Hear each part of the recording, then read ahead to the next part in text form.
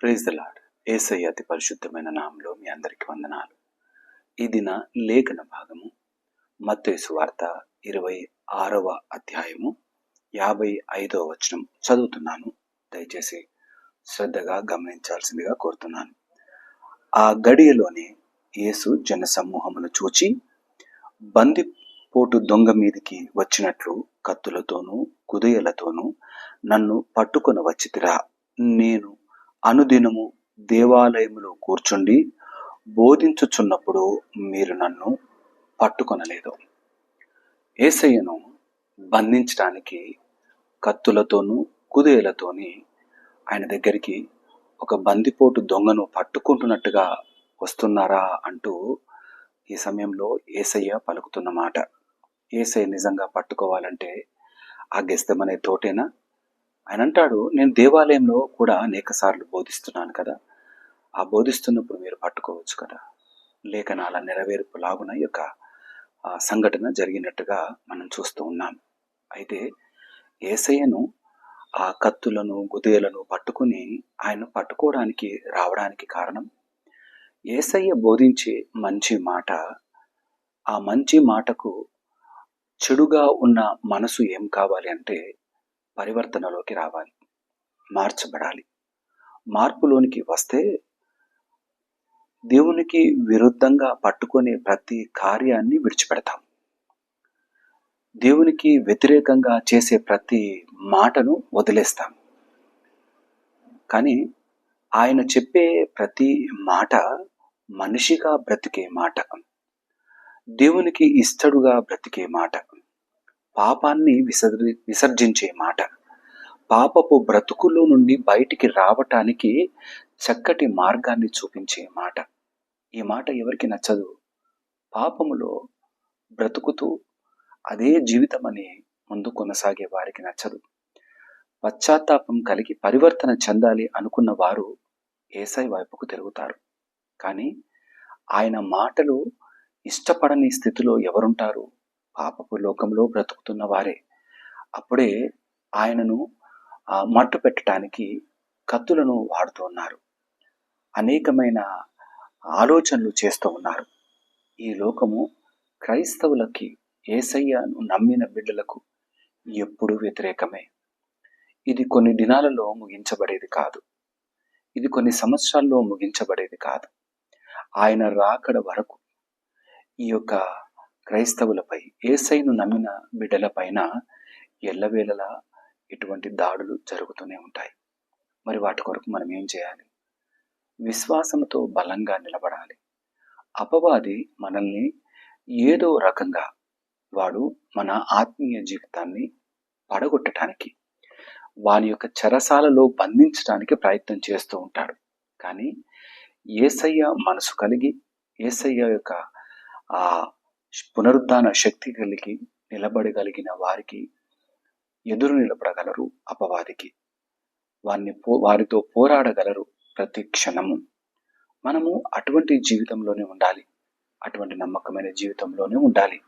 మనం చాలా సార్లు బలవంతులం అనుకుంటాం, కానీ శారీరక బలము అపవాదితో పోరాడడానికి సరిపోదు.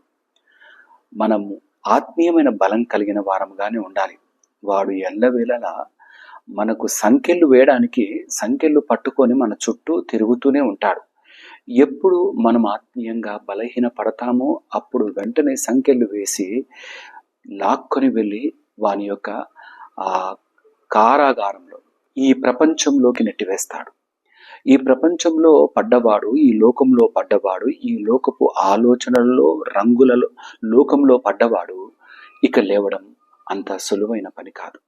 అయితే ప్రేమామయుడైన యేసయ్య ప్రతిసారి మనకు చక్కటి దేవుని మాటలను అందిస్తూనే ఉన్నాడు. తండ్రితో ముందుకు కొనసాగే నమ్మకమైన జీవితము కొరకు చక్కటి మార్గాన్ని బోధిస్తూనే ఉన్నాడు. వినగలిగిన మనసు ఉంటే నీవు ఆయన దగ్గరికి పశ్చాత్తాప హృదయంతో వస్తావు. వినలేని వారలుగా ఉంటే ఆయన పైకి కత్తులతో గుదేలతో వస్తాం. ఆయన పట్టుకోవడానికి ఇష్టపడతాం, ఆయన సిలువకు వేయడానికి ఇష్టపడతాం, ఆయన చిత్రహింసలు పెట్టడానికి ఏమాత్రం వెనుకంజ వేయం. ఈ లోకస్తులు క్రైస్తవ బిడ్డలకు చేసే పనే అది. వారికి మంచి మాట నచ్చనప్పుడు వారు క్రైస్తవులను హింసిస్తూనే ఉన్నారు. ఇది ఈ రోజుతో ముగిసే పని కాదు. ఇది జీవితకాలమంతా కొనసాగుతూనే ఉంటుంది. అందుకే యేసయ్యను విశ్వసించి కొనసాగడం అంటే నీ పైకి ఎటువంటి ఆయుధము లేచినా సరే వాటిని ఎదుర్కొనడానికి విశ్వాసముతో సిద్ధంగా ఉండే జీవితమే, ఆయన పైన ఆనుకున్న జీవితమే క్రైస్తవ జీవితం. నిలబడదామా నిలకడగా, ఆయన్ను కలిగి కొనసాగుదామా బహుబలముగా. భయపడొద్దు. అపవాది నీకన్నా బలంగా కనిపిస్తున్నాడా? అయితే నువ్వు యేసయ్య మాటలను ఇంకా పూర్తిగా విశ్వసించలేదు అని అర్థం. నీకన్నా అపవాది బలంగా కనిపించినప్పుడు నీవు ఆత్మీయమైన లోతులలో లేవని అర్థం. అప్పుడు వాడు ఏ చిన్న ఆయుధం చూపించినా వానికి మనం దాసోహం అయిపోతాం. కానీ మనము యేసయ్య మాటలను ధరించిన వారముగా ఉంటే వాడు ఎన్ని కత్తులతో వచ్చినా, ఎంత సైన్యముతో వచ్చినా, ఎంత జనం వేసుకొని వాడు మన పైకి దుమ్మిగా వచ్చినా మనము ఊరిక నిలబడి ఆ యొక్క ప్రతి పరిస్థితికి జవాబు చాలా చక్కగా ఇవ్వగలం. అటువంటి శక్తి యేసయ్య సన్నిధానంలో ఉన్నది. భయపడొద్దు. నిజాయితీ కలిగిన బ్రతుక్కు, నమ్మకమైన ఆత్మీయ జీవితానికి ఎంతో గొప్ప పెద్దపీట ఉన్నది. మరవవద్దు.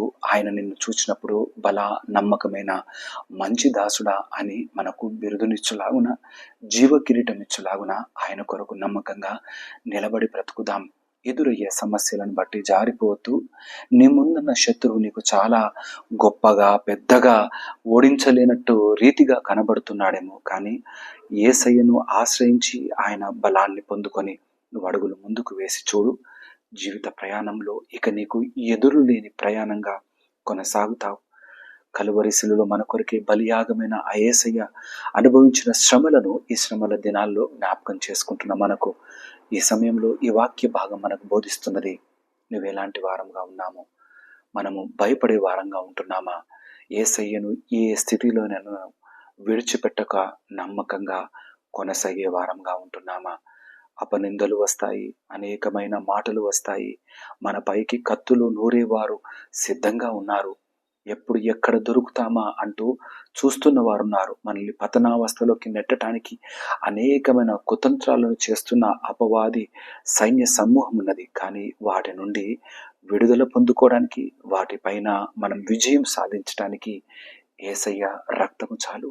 ఆయన సిలువలోని విజయము చాలు. మనం బ్రతుకులో అనేకమైన గొప్ప కార్యాలను, గొప్ప స్థితిని పొందుకోవడానికి, ఉన్నత శిఖరానికి అధిరోహించడానికి ఈ యొక్క మాటలు నమ్ముదామా? హృదయంలో దాచుకుందామా? ఆయన మన కొరకే ఏ విధంగా బలియాగమైనాడో ఆ మాటలను దాచుకుని, అయ్యా నీ కొరకే బ్రతుకుతాను. నా ముందు ఎటువంటి పరిస్థితులు వచ్చినా, ఈ ఆయుధములు పట్టుకున్న వాడు నిలబడ్డా నేను తొనకను బెనకను. నీ కొరకే నమ్మకంగా జీవితాన్ని నీ కొరకు జీవిస్తానని మాట ఇచ్చే వారంగా ఉందుముగాక. దేవుడి మాటలు దీవించి ఆశీర్వదించును గాక. తల వంచదామా? ప్రార్థన చేసుకుందాం. మా ప్రియ యేసు రాజా, మీకే స్తుతులు వందనాలు. ఈ ఉదయకాలం కొరకే కృతజ్ఞతలు. అయ్యా, నీ పైకి కత్తులతో, కుదేళ్లతో నాయన బందిపోటు దొంగను నా తండ్రి పట్టుకున్నట్టుగా నీ పైకి వచ్చినారు. కానీ నీవు నమ్మకమైన మాటలు బోధించిన వాడవు. అయ్యా, ఆ నమ్మకమైన మాటలు పాపపు బ్రతుకులో ఉన్న వారికి నచ్చవు. కానీ యేసయ్యా, నమ్మిన వారు నా తండ్రి నీ సన్నిధానంలో నిలబడగలరు. నీ కుమారులుగా, కుమార్తెలుగా నిలబడే నమ్మకమైన శ్రేష్టమైన జీవితాన్ని మాకు ఇచ్చి దేవునిగా నీ ఉన్నావు.